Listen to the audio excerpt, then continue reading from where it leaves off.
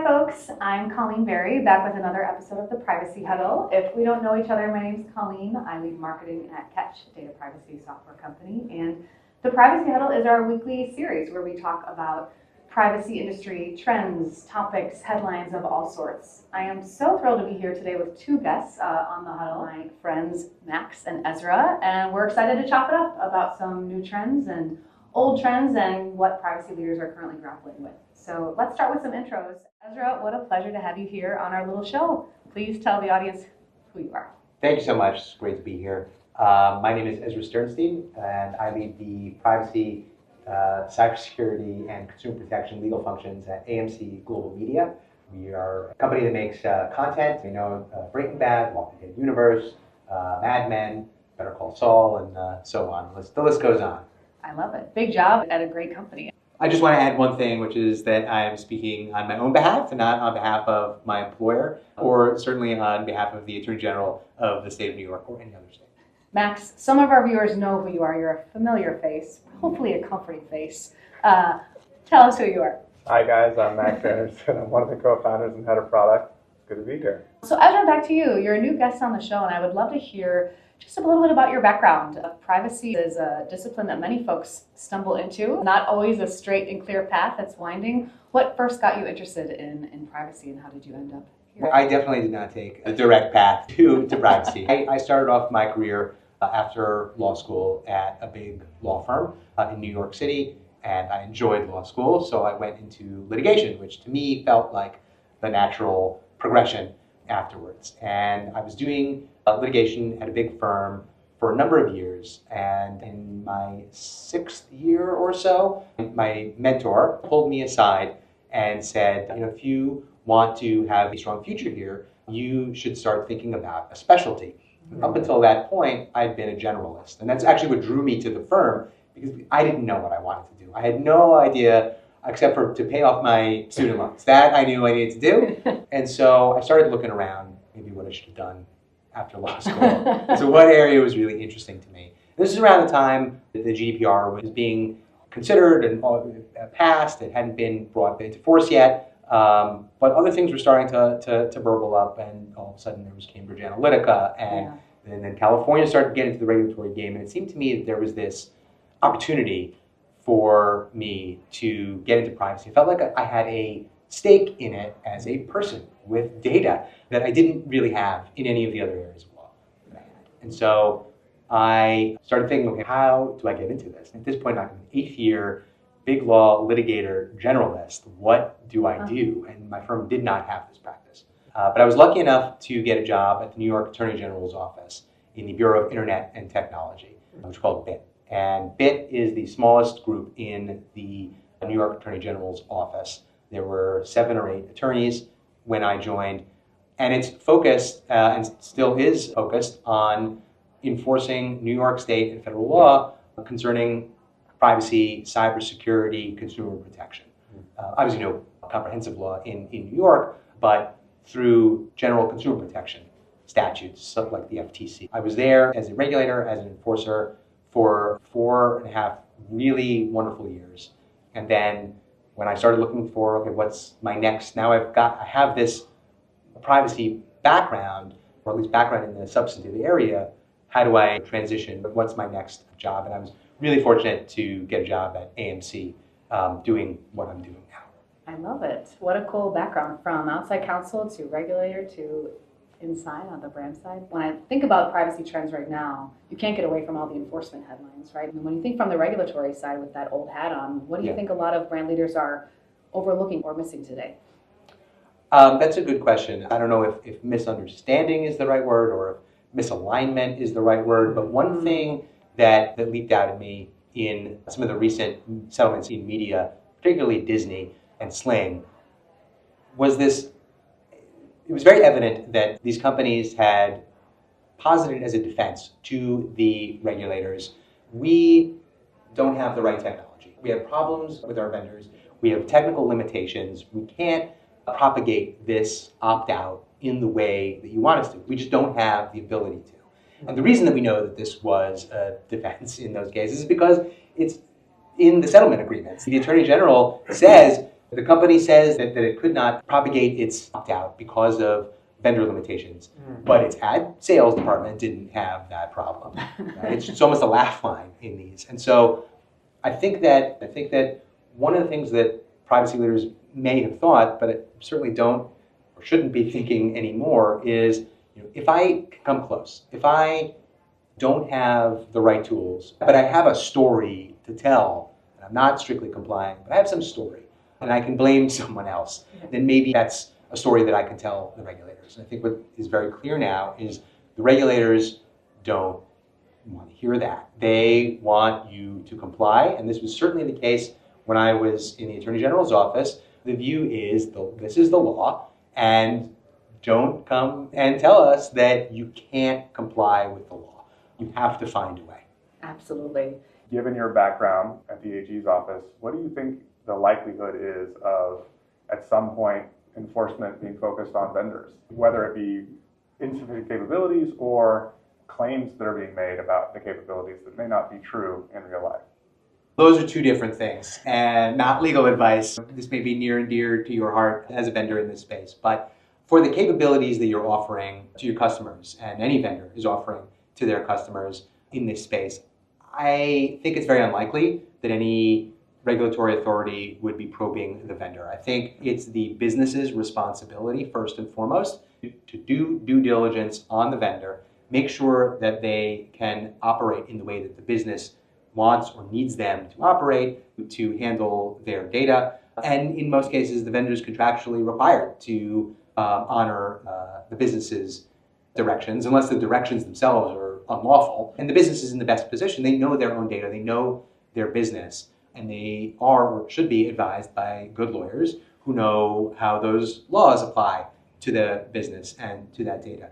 And so I think for the most part, I think it's very unlikely that anything like that would happen. Of course, if you're not truthful about what the capabilities are, that's a different claim, and that to me is a consumer protection issue. We've seen in New York some cases actually where businesses, not just consumers who are individuals, but businesses themselves have been the consumer for purposes of enforcing those laws. We've seen that in the AI space, where AI companies, some startups, are not necessarily truthful or are over-exaggerating their abilities and their claims.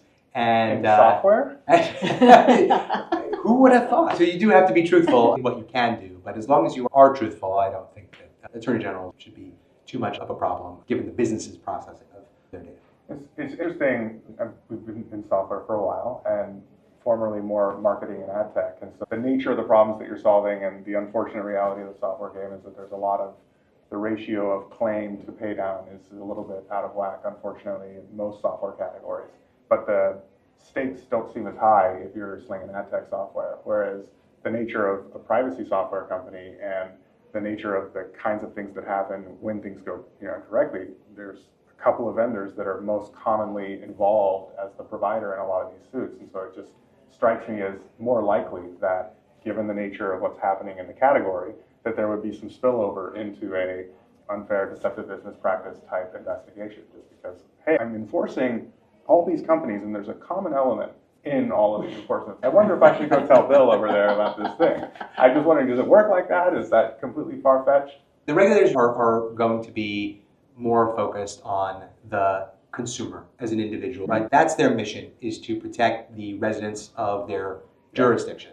And so to the extent that a vendor has a business in between it, and the business is the one interacting with the consumer, I do think it's unlikely. Not impossible, obviously, but that being said, anyone can read these settlements. Anyone can see what the California regulators thought of Disney's argument about its software suite, and smart and knowledgeable people can read that and figure out that maybe there's some space here to iterate or to improve and to get to and help businesses get to a place where they can satisfy the regulatory enforcement. Of course, if you're telling the business that you can do it and then the business is not doing it because the software can't do it, maybe there's indemnity issues in the contract.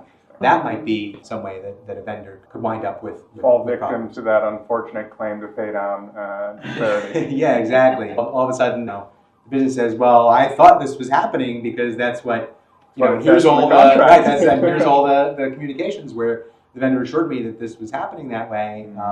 they're going to indemnify me for these claims that I'm receiving because we're not doing it. So that's also, I guess, a potential way, an avenue that I can have. I don't mean to scare you. I feel great. I mean, look, back to your point, Ezra, I can't see it happening. And we hear on so many regulator panels at these conferences, they consistently reinforce, regardless of what your vendor is doing, you are on the hook with Yes, your brand. I think that's because they care about the consumer and they step into the consumer's shoes. The closest I've heard to them intimating any kind of looking into the vendors is we have calls for comments and you're welcome to submit those thoughts there. A few murmurs at CLA this year, and I'm Exactly. just been fixated on this idea and just wondering, is that really possible? I mean, it would be an interesting outcome, but of course I would ask someone who's got experience to opine more effectively than I can. We'll see. The industry is really going through this evolution of going from privacy as cookies and cookie banner and web form to a more data and complex problem. I think one of the common themes and threads we see there is, of course, identity and the concept of identity management and privacy.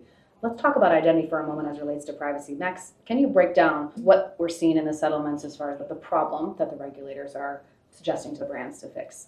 Yeah, I think the first one is relatively obvious and easy. It's the idea that you make a choice on one of the devices that you use, and it should be reflected, respected, et cetera, on the other devices that you use to engage with that brand. There's, of course, a lot of nuance around whether or not the individual is logged in, and we can dig into that if we choose, but that's requirement one. And I think the other one that may not always be pegged as an identity requirement is the opt-out-of-sale invocation coming from a form that has no impact on the trackers, the cookies, or whatever you want to call it, beacons, network requests, et cetera, for data collection. And the lack of connectivity between those two things, of course, buttresses this frictionless requirement, but it's in and of itself fundamentally an identity issue for a lot of boring reasons that we can unpack, but that's the number one misunderstood thing in the identity arena, not just cross-device, but there's a frictionless expectation that is hindered by a lack of identity behind the scenes. Ezra, how are you thinking about identity as a kind of tenant or responsibility within your privacy program? I sort of see our role in privacy as being a conductor of the orchestra, right? We're not the soloist. Identity is going to be defined by the product team and the business team because they need a product that works and they need a product that they can monetize, and they're going to have some identity layer that is going to be defined, at least at our organization. Yeah. And it's not my decision to make. At least I don't feel that way. I don't feel like I should be telling the business, you need to have this identity or this identity, or you need to link people in this way. The business is going to tell me what they want to do, and then my job is to work with them and to counsel them on, okay, well, if you want to do it this way, then these are the issues that are likely to arise from that. And if you want to do it this way, then these are the issues that get solved, and these are the other issues that arise. And we have to work through that. But there's a lot of different identities that you could do. My email address might be one, or there might be some string of numbers that uses as an identifier. And that's going to depend on, I think, the product team is telling you is going to be the one that doesn't make the app crash. You're not going to monetize anything that doesn't work. So that's how I see our role. Yeah, and so as you talk about that, working with product team, working with marketers, digital, whoever, the cross-functional collaboration is equally important, right? To make sure that they have the trust in you to share with you what they're up to. How do we make sure that that happens on a regular basis? We like to think of ourselves as nimble. There are media companies that are orders of magnitude larger than we are. We're still a small-ish organization in this industry. And at least for me, it's easy enough to set up a meeting or to get a call with the right people. I've been there now for 3 years. I know who the right people are. I know who report to the right people. And that's really how I do it anyway. Just get the right people on a call. We have processes also, right? We have intake forms. Okay, you want to do something new or do something different, or you have to fill out this form that explains to me what the data is and what you're going to do with it and how you're going to use it and who you're going to send it to. And then we can have that conversation about what needs to get done, what issues arise from that. I'm very fortunate, I think, in my position where I don't have a whole lot of layers to go through in order to reach the decision makers. I'd love to touch on one more topic with you, Ezra, which is these recent amendments to the CCPA, right? We saw the new amendments come out on risk assessments, ADMT, and then cybersecurity. That last in particular is new territory for many privacy pros, but yourself maybe not, since that is under your purview at AMC Global Media. So I'd love to get your perspective on how you're looking at handling these new amendments, and maybe advice to privacy pros that haven't typically had cybersecurity under their purview, right? Something new to deal with. Yeah, definitely. So as I mentioned at the outset, I do also lead the cybersecurity legal function, and during my time at the Attorney General's office, one of the responsibilities that our bureau had was to investigate. We would receive all data breach notifications. That our department was the one that intook those. As you may know, there's a lot of, all 50 states have data breach notification laws. Usually you have to report to the Attorney General of that state. And so that was our bureau, and we were then charged with investigating ones. So I do have a number of data breach investigations, cybersecurity investigations under my belt. So that is very helpful background. And I understand not all privacy practitioners who practice sort of pure privacy may have. That being said, there's always, I think, been a kind of a Venn diagram between privacy and cybersecurity. There's some overlap. Those circles are squashing together now with these amendments. It's really long. It's very exhaustive. There's 5 or 6 pages of very specific, very prescriptive requirements that the business needs to analyze. I think the question that a lot of companies may face is, well, who is responsible for this? It's a privacy law, but it's a cybersecurity aspect, and there's a whole audit component. So as a public company, I think most public companies have some sort of audit function already built in that you may be able to leverage. There's requirements in the statute about who the auditor needs to be, how independent they need to be, and so obviously any company's mileage may vary with their own internal audit.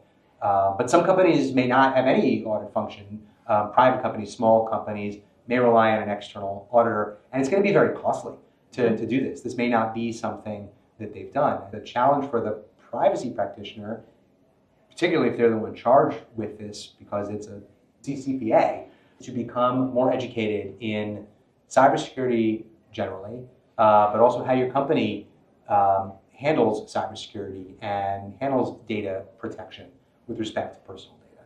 And I think the 2 pieces of advice that I have at this moment, it's still early, the first audit isn't due for another little less than 2 years now, is number 1, you need to have a data map.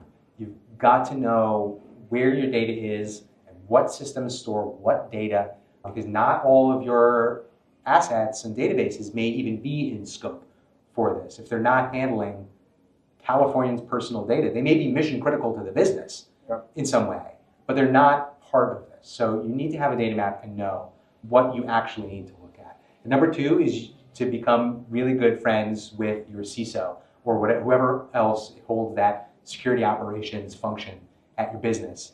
Who's in charge of cybersecurity? Who knows what the company is doing? Who's engaging those vendors? Who's doing the pen tests? That person is going to become your best friend in 2027 if they're not already. So start that. Buy them coffee. Do something to get them on your side. I'm curious on that topic. Certainly, I subscribe to the idea that privacy and security probably will merge both in the kind of practitioner side, but also probably on the software kind of vendor side. I'm wondering, with these new requirements, are you trying to piggyback on existing patterns or plays that are run by the security? And if you are you seeing amongst your peers kind of gaps in those areas, or just how do you fit these 2 things together? Because at least as a market watcher and just someone participating in the community, there's a lot of stuff that security vendors who facilitate, pure play security-driven pen testing assessments, et cetera, those requirements are filled in large part. There's maybe a few exceptions in very privacy-centric nuances, but are you thinking about kind of piggybacking, or are you thinking about there's a huge gap? Like, I'm fascinated to see where the market decides they're gonna go from a tooling perspective in this. Yeah, so I think it's still too early to know exactly. I think the first question you need to ask your CISO, your new friend, is what are we already doing? Because you don't have to reinvent the wheel. And the law is very clear in that to the extent that you're already doing something that meets the requirements of the statute, you can repurpose it. So you have to conduct a gap analysis of what are you already doing versus what do you need to do. Is there even a gap?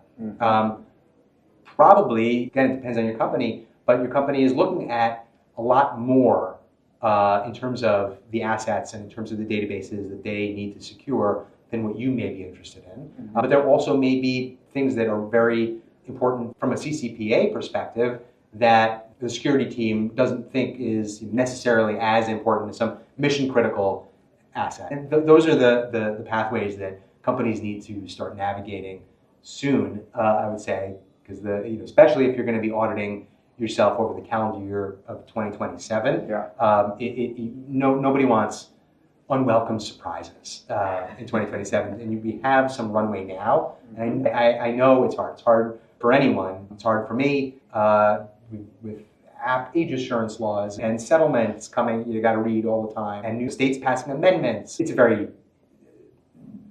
rapidly changing landscape, and it always has been, and it continues to be. But this is something I think that companies will ignore at their peril. Mm-hmm. I think we hear generally related to the cybersecurity assessment, get a data map in place. Yeah. Max, I'm curious from your perspective as a builder, has this new amendment made you rethink the way you're thinking about the data map product or expansion of it? Because I imagine as a builder of privacy software, you maybe never thought folks would be coming to you saying, how can you help me with my cybersecurity assessment? But now maybe they are. Does it change the way you think about the evolution of the data map? Yes and no. I think yes, from the perspective of these requirements are quite a bit more robust than we previously contemplated. We've always felt that there's a convergence and an overlap, as you mentioned, between privacy and security. The practices in place for how you secure information and the processes that surround access controls and things like that, those manifest in these requirements. We've always contemplated those. But the rigor that's going to need to exist around auditing those particular things, it starts to bleed into a totally different software category. And I actually don't know how those things are fully going to fit. I think if we were going to go and do every single thing as listed, there's stuff that hasn't been contemplated probably for any privacy vendor. And that's where this privacy security software category partnership overlap problem gets a little bit more interesting. And so I think I've always felt that the security space will join the privacy space. We've already seen that with Security AI and Beam, maybe for different reasons, but I expect that there's going to be a lot more partnerships to fill this need, and or the burden is going to fall on folks like you to kind of stitch it together. That's nothing new. That's who that's why we got. That's why I got it, and I feel like that's why most of us did. So yeah, I'm excited about that actually. I mean, just like you can be a builder, but you can also just kind of watch the market unfold. And I do think that this is just another catalyzing event that will make pure play security companies think, oh, this privacy thing we've been talking about, it's interesting. We need to figure that out. It's only going to bring those two categories closer. And of course, there are going to be vendors that make claim to supporting all of the things all under the sun. And I think privacy pros over the last 7-8 years have realized the one shop for every single thing humanly possible has downsides, notably in depth and expertise in each of the discrete categories. And that's why you see cookie banners that are in a broad shop or portfolio of products are woefully insufficient. I don't know the answer, but I do think that it's going to cause more convergence in the spaces. Mm-hmm. Well, as you said, Ezra, moving fast, time will tell. Who knows? We all signed up for an exciting journey here. That's right. Well, gentlemen, it's been a pleasure talking with you both today. Really appreciate you coming on the Privacy Huddle. Max, as always, thank you. And Ezra, thanks for joining us for the first time. Thanks for having me. Thank you.